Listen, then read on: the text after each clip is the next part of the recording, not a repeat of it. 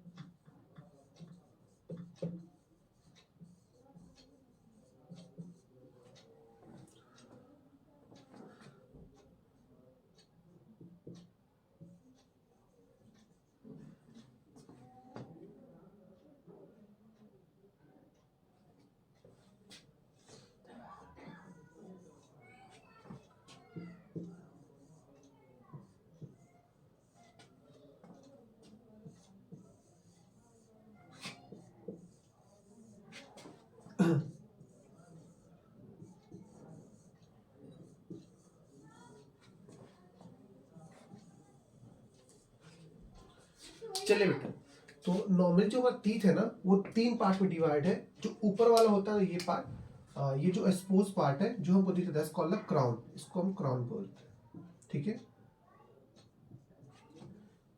दूसरा जो पार्ट है ये वाला पार्ट जिसको हम गम बोलते हैं उसको हम बोलते हैं नेक। जो पार्ट इम्बेडेड है टीथ के अंदर, पार्शियल इम्बेडेड है टीथ के अंदर, उसको बोलते हैं नेक। और ये पूरा पार्ट जो है ना, जो आपका पूरा पार्ट जो इम्बेडेड आपके टीथ के अंदर है ना, दैट्स नोन एज रूट। तो नॉर्मली ना टीथ जो है हमारा तीन पार्ट में डिवाइड है। पहला को बोलते हैं क्रॉन, जो हमारा एक्सपोज पार्ट है, मतलब एनिमल वाला पार्ट जो है ना व्हाइट कलर दिखता है, दैट्स आर द क्रॉन। उसके नीचे का पार्ट जो आपका अटैचमेंट शो कर रहा है, दैट्स आर गम, ठीक है। गम को हम क्या बोलते हैं, आपका नेक। और उसके नीचे का जो पार्ट है ना, जो आपका कंप्लीटली जो है बोन्स के अंदर इम्बेडेड है ना, उसको हम बोलते हैं रूट, ठीक है। अब ये बात करते हैं जो जिसमें ना अटैचमेंट शो कर रहा है ना, वो बोन्स कौन सा होता है, एरिएबल आपका बोन्स बोलते हो, ठीक है। उसके अंदर आपका टीथ आपका फिक्स करते हैं, राइट। दूसरी बात करते हैं टीथ के ऊपर सबसे आउटर मेम्ब्रेन को बोलते हैं इनेमल, राइट। क्या इनेमल, आप इनेमल को बनाता कौन है, आपका अमाइलोब्लास्ट जो है इनेमल का फॉर्मेशन करता है, ठीक है। दूसरी बात है ये एक्टोडर्मल इन ओरिजिन होते हैं, इनेमल जो होता है एक्टोडर्मल इन ओरिजिन होते हैं। तीसरी बात की बात करें तो ये बना किससे होता है, कैल्शियम फॉस्फेट और फ्लोराइड आयन से बने होते हैं। तो कैल्शियम फॉस्फेट और फ्लोराइड से बने होते हैं। और अगर ये फ्लोराइड ज्यादा आता है तो आप क्या करता है, आपको मोल्टिंग करता है।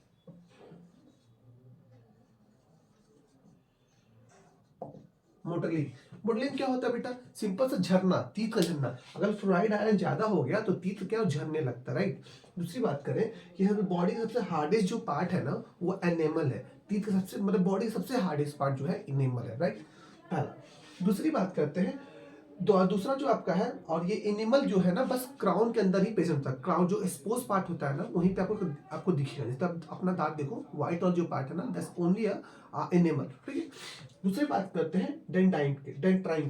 डेंट्राइन क्या होता है? ये एक दूसरा लेयर होता है जो पूरे टीथ में हर जगह पाया जाता है। टीथ में रूट में पाया जाएगा, नेक में भी पाया जाएगा, क्राउन के अंदर भी पाया जाएगा, ठीक है।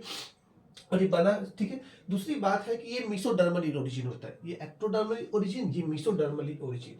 बेटा एक्टोडर्मल में आप मीसोडर्मल, ये आगे क्लास में आपको ज़्यादा समझ में आ जाएगा, तो आगे क्लास में डिस्कस करेंगे, ठीक। तो मेसोडर्मल ओरिजिन होता है। दूसरा ये कैल्शियम साल्ट से बना होता है। ये जो टीथ है ना, ये वाला डेंटाइन पार्ट वो कैल्शियम साल्ट से बना होता है, और ठीक है, और ये ऑल ओवर पेशेंट है, पूरे में हर जगह ये होता है। दूसरा हो गया, ठीक। अब ये हाँ, एक चीज और मैंने यहाँ बताया, जो आप ये आपका नेक्स्ट जो डेंटाइन है ना, मतलब ये एबी वाला मेम्ब्रेन जो है, ये वाला एबी डेंटाइन है आपका, और एबी वाला जो अंदर वाला दिख रहा है ये भी आपको डेंटाइन ही है, राइट। और डेंटाइन बनता किससे? ये बनता ओडिंटोब्लास्ट से। ओडिंटोब्लास्ट से डेंटाइन का फॉर्मेशन था। अमाइलोब्लास्ट से एनिमल का फॉर्मेशन, तो याद रखेंगे आप, एनिमल, अमाइलो, ठीक है, आप डेंटाइन, ओडिंटोब्लास्ट। तो ओडिंटोब्लास्ट जो सेल है नीचे वाले वही फॉर्मेशन करते हैं डेंटाइन का, ठीक है। इतना समझ में आ गया? आगे बढ़ते हैं, इसके अंदर एक कैविटी क्रिएट होता है, that's known as pulp cavity. तो पल्प कैविटी जो है अंदर टीथ क्रिएट होता है, इसका पल्प कैविटी। और पल्प कैविटी का एक स्पेस है ना बेटा, जहाँ पे बहुत सारे आपके, ठीक है, लूजली अरेंज सेल होते हैं, जहाँ पे क्या होता है, ब्लड वेसल्स और नर्व फाइबर्स होते हैं। मतलब nerve, blood vessel, nerve fibre जो है बाहर से अंदर कैसे आते हैं, ठीक है। तो ये आपका जो कैविटी के अंदर स्टोर रहते हैं ना, वो कौन सा आपका पल्प कैविटी। अब बेटा ये एक ओपनिंग होती है जो बाहर की तरफ, जिससे आपके ब्लड वेसल्स और नर्व्स आते हैं ना, उसको बोलते हैं अपाइकल फॉर्मन। तो अपाइकल फॉर्मन क्या है? It is a pathway from where nerves and the blood vessels are enter into the teeth, ठीक है। और पल्प कैविटी क्या है? It is the cavity where the nerves as well as the blood vessels present which help in the supply of food और the impulse, ठीक है, simple सा। दूसरी बात, टीथ के अंदर का इतना हो गया अपना। ये अपाइकल फॉर्म क्या है? एक ओपनिंग है। दूसरी बात, ये एक जो सेल के अंदर अरेंज होता है ना, अटैच होता है, दैट्स कॉल्ड एरियोलर आपका बोन्स बोलते हैं, ठीक है। दूसरी एक चीज और बच गया बेटा, कि एक्चुअली जो ये एरियोलर बोन है ना, और इसके जो आपका टीथ है उसके बीच में अगर टीथ ना थोड़ी गैपिंग बच जाती है, और उसको एक सीमेंटिंग मटेरियल से भरा जाता है, उसको सेंटनम बोलते हैं। तो एक तरह सीमेंटिंग लेयर हो जाता है जिससे भरा जाता है, जिससे टीथ को एक जगह पे पोजिशन किया जाए, ठीक है। और बेटा ये जो होता है ना, एक मसल्स होता है, इसको बोलते हैं पेरिफेरल लिगामेंट्स। पेरिफेरल लिगामेंट्स के नाम से भी जानते हैं इसको, ठीक है। तो जो टीथ के बाहर ना, जो आपका सीमेंटिंग लेयर के बाहर है ना मेम्ब्रेन, उसको बोलते हैं पेरिफेरल लिगामेंट्स के नाम से जानते हैं। तो हमने क्या देखा बेटा? हमने देखा कि सबसे पहले, और एक चीज और सबसे पहले जो ये ऐसे डीप दिखा रहा है, इन्वेजिनेशन दिखा रहा है ना, इसको हम बोलते हैं कस्प बोलते हैं। तो कस्प क्या है? जो भी आकार बना टीथ के ऊपर, जहाँ पे क्रशिंग, ग्राइंडिंग, मस्टरिंग, इस टाइप का प्रोसेस हो रहा है ना, उसको बोलते हैं कस्प। कस्प बात पे हम बात करेंगे फिर से, ठीक है। तो अभी सिंपल सी बात करें, एक इनेमल है सबसे आउटर पार्ट जो क्राउन के अंदर प्रेजेंट रहेगा। दूसरे की बात करें, डेंटाइन है जो पूरे टीथ में प्रेजेंट रहेगा। अब बना किससे है? ओडिंटोब्लास्ट से। इनेमल किससे बना? माइलोब्लास्ट से, ठीक है। अंदर एक कैविटी होगी, उसको हम बोलते हैं पल्प कैविटी। पल्प कैविटी के अंदर ब्लड वेसल्स और नर्व फाइबर्स होंगे, ठीक है। और वो आते कहाँ से? अपाइकल फॉर्मन से आते हैं, ठीक है। नीचे एक आपका ओडिंटोब्लास्ट का लेयर होगा, और ये सीमेंटिंग मटेरियल से भरा होगा, ठीक है। और बोन्स को क्या बोलेंगे हम? एरिवल बोन्स बोलेंगे। और इसके एक लिगामेंट होता है, पेरिफेरल लिगामेंट के नाम से जानते हैं। तो बेटा टीथ ना एक्चुअली इतना ही है टीथ में, और भी कुछ जो कंपोनेंट से बात करते हैं नेक्स्ट लेक्चर में। तो छाप लो आप, फिर आगे बढ़ते हैं।